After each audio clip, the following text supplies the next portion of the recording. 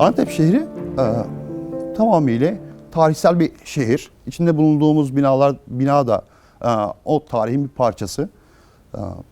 Şehir olarak sanayisi çok fazla gelişmiş bir şehir ve kalıntılarıyla ünlü bir şehir. Bundan 10 yıl önce Zeugma Müzesi keşfedildi. Zeugma Müzesi Nizip'te ortaya çıkarıldı. Nizip'te çıkarılan kalıntılar Gaziantep'e taşındı. Onun bir parçası da şu an Karkamış'ta bulunuyor. Onlar da arkeologlar tarafından hala gün yüzüne çıkarılmaya çalışılıyor. İçinde bulunduğumuz ev yaklaşık 300 yıllık bir bina. Daha önce papaz evi olarak da kullanılıyormuş. Çünkü papaz evinin olmasını nereden anlayabiliriz? İçinde bahçesi ve geniş bir avlusu varsa bunlar papazlara ya da o dönemin beylerine hitap eden bir bina, ev. İçinde bulunduğumuz bina zaten bahçeli, kileri olan, üç tane kendisine ayrı odaları olan bir yer. Papazlar sadece tek başına yaşamazlarmış. Kendi ailesiyle birlikte yaşarlarmış. Eşleri, çocukları, gelinleriyle birlikte kendi hayatlarına devam ederlermiş buralarda.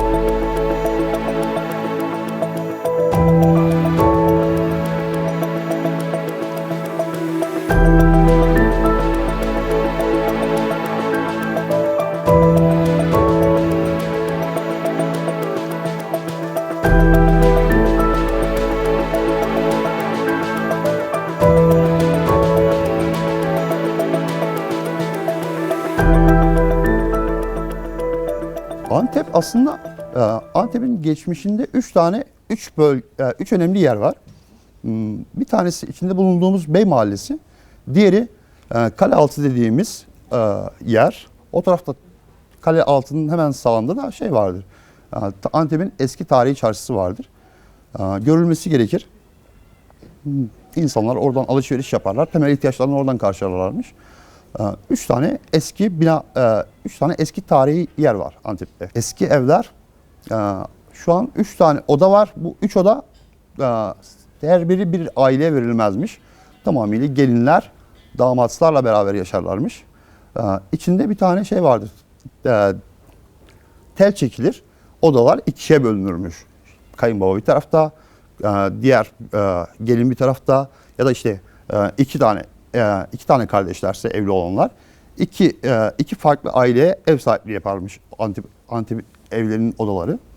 Ayrıca Antep'teki evlerin kendisine ait gömme dolapları vardır. Bu dolapların amacı da içerideki görüntü kirliliğini ortadan kaldırmak. Yastıklar konulurmuş, evde herhangi bir eşya varsa dolaplara gömülürmüş. Yani Antep'e taşınıyorsanız, eski bir Antep evine taşınıyorsanız kendinize herhangi bir eşya getirmenize gerek yoktur. Ya dolap getirmenize gerek yoktur. Gömme dolaplar vardır. Antep evlerinin en güzel taraflarından bir tanesi de şudur. Yazın günü serin tutar, kışın günü de sıcak tutar. Bunun nedeni duvarların kalın olması ve taştan yapılmış olması.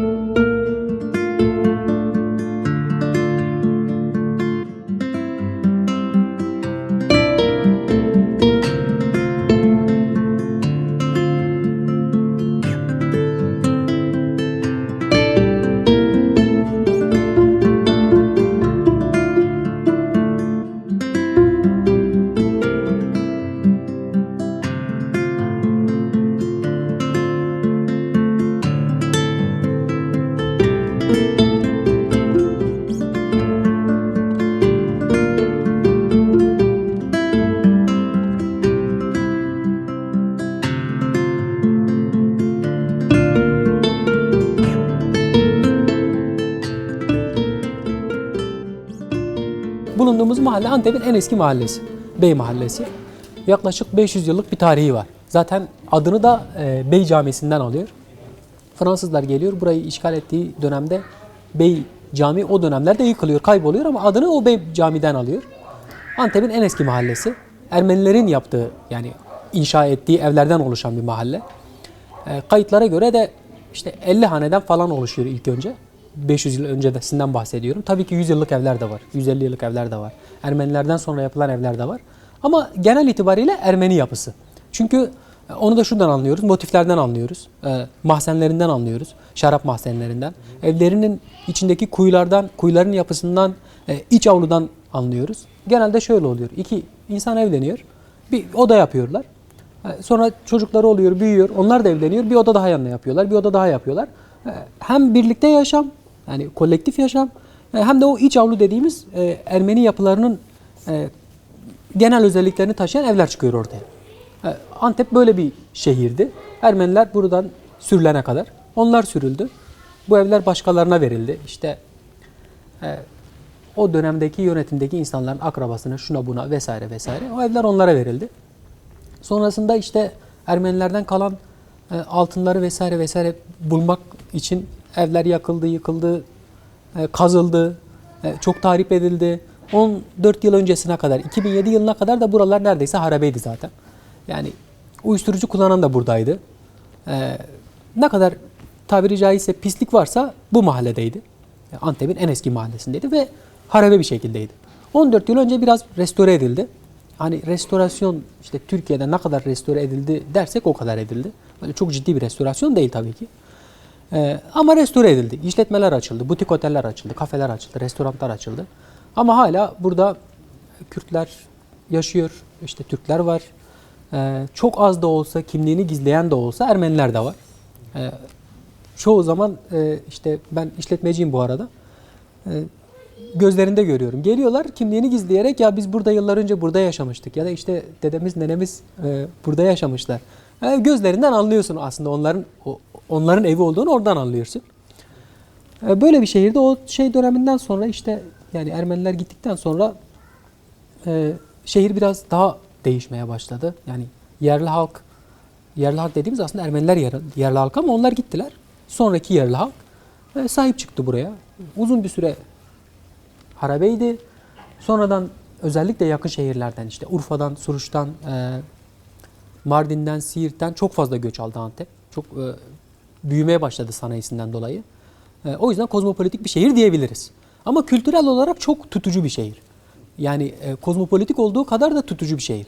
Yani bir hoşgörü kültürü çok fazla yok açıkçası.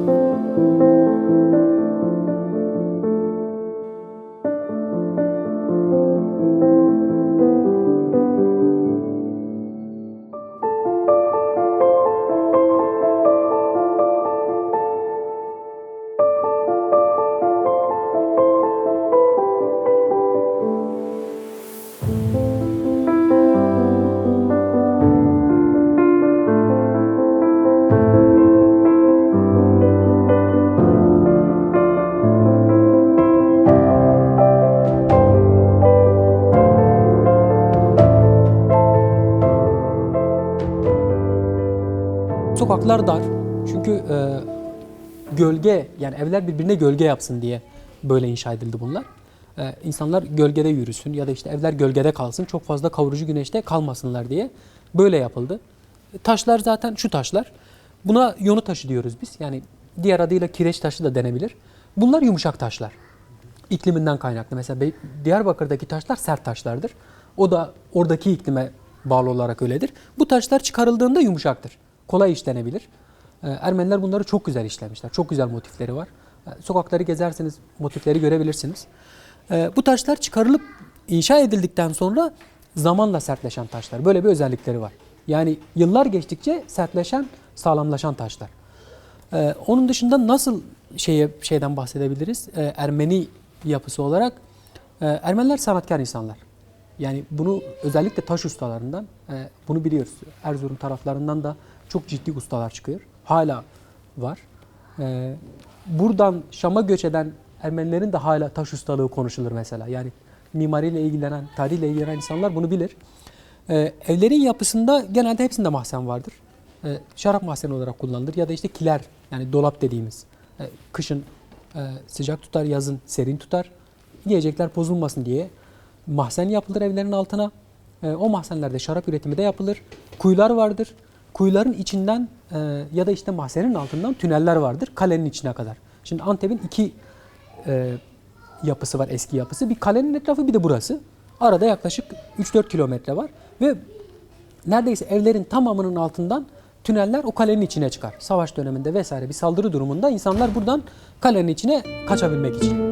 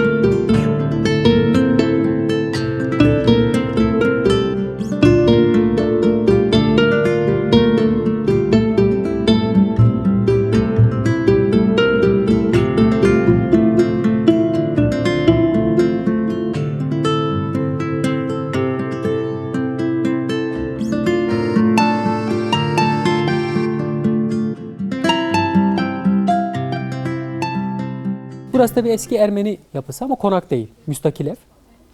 Yapılar genelde böyle başlıyor. Önce şu gördüğünüz büyük oda yapılıyor. Yani 2 kişi evleniyor, şu oda yapılıyor. Sonra onların çocukları oluyor. Onların çocukları evleniyor. Bir oda daha yapıyorlar. İşte sonrasında karşıda gördüğünüz gibi bir oda daha yapılıyor. Ve iç avlu dediğimiz şey oluşuyor. Yani kendiliğinden oluşan bir iç avlu. Diğer evlerle de yine bitişik. Yani duvarlar genelde ortak olur. Çünkü taşlar yonu taşıdır, büyüktür.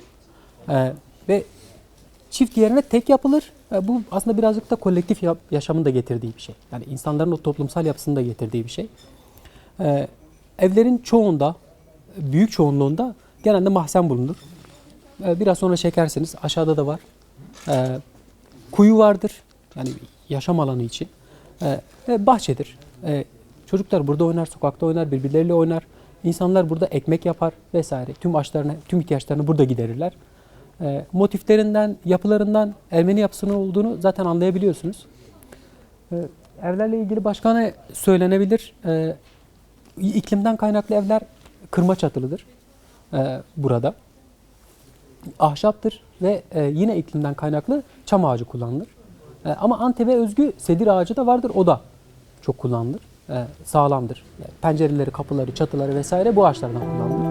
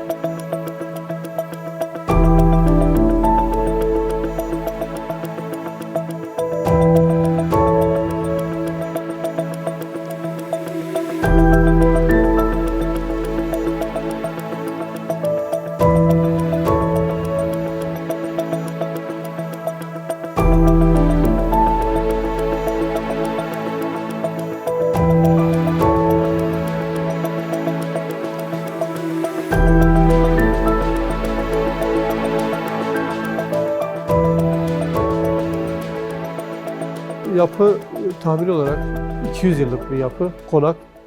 Antep'in merkezinde, Bey Mahallesi. İsminden de anlaşılacağı gibi o dönemin ağaları, beyleri diyelim ya da daha çoğunlukla sarraf, kuyumcu kısmı. Burası da bir sarrafın evi olarak biliniyor. Kimindir, ismi nedir tam olarak bilmiyoruz ama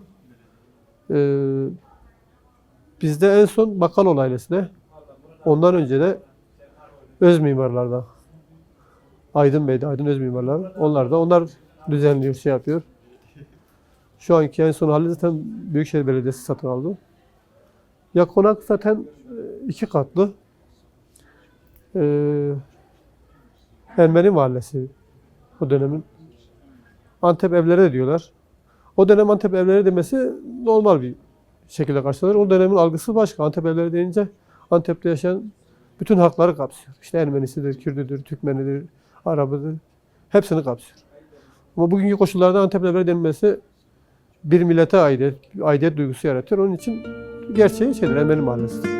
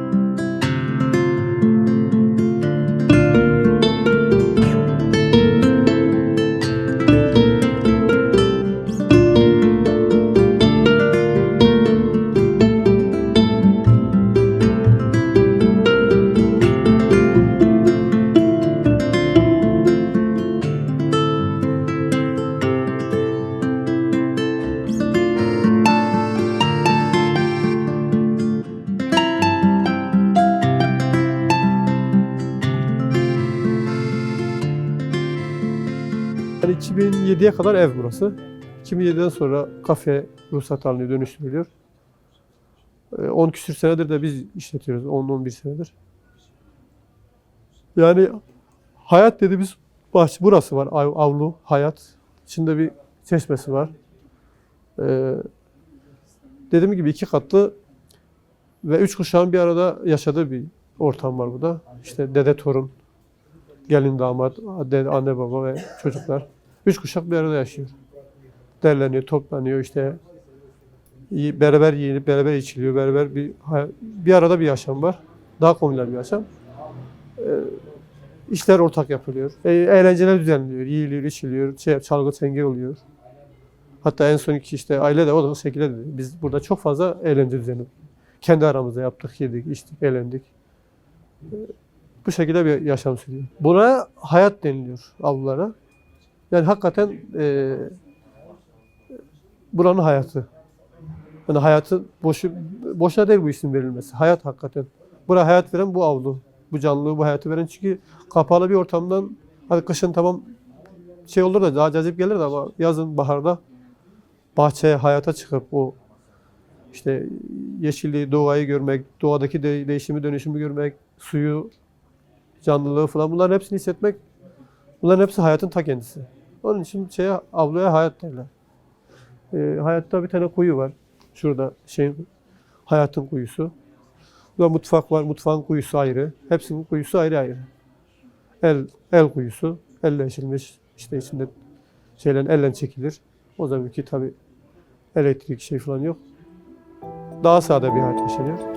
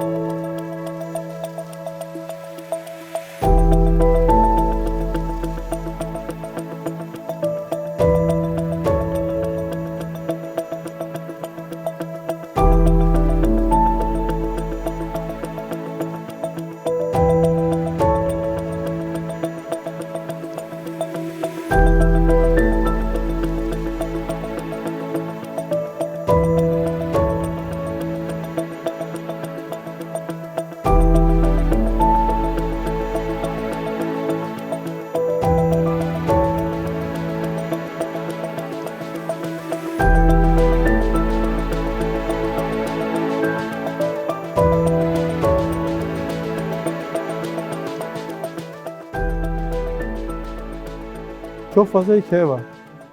Yani buradaki yaşamışlıkların, bilhassa bu coğrafyanın acılar üzerinde bir şeyi var. Burası da bu coğrafyanın bir parçası. Çoğunlukla acılar. İşte 15 olaylar, 1915 Ya kimi olaylara bu ülkede tehcir denilir, kimine tertile denilir. Ama bir katliam yaşanmışsa katliamdır bunun adı. Bunun başka şekilde lanse etmenin doğru bulmuyorum. Katliamdır burası. Topluca bir şekilde bir topluluk, bir halk, bir saldırı, kendi vatandaşına bir saldırı yapılmışsa bu katliamdır. Dışarıdan herhangi bir savaş olursa başka bir ülkede, başka bir uluslar ona karşı bir savaş yürütür. Kendi halkına, kendi vatandaşına yapılmışsa bu katliamdır. 1915'te de böyle bir şeyler yapılıyor. Yani zorla göç ettiriliyor, öldürülüyor, gönderiliyor. Burada Suriye, Halep yolunda, işte burada Hatay'da, Diyarbakır'da var, Malatya'da var, Maraş'ta var. Bu bölgenin hepsinde var. Urfa'da var.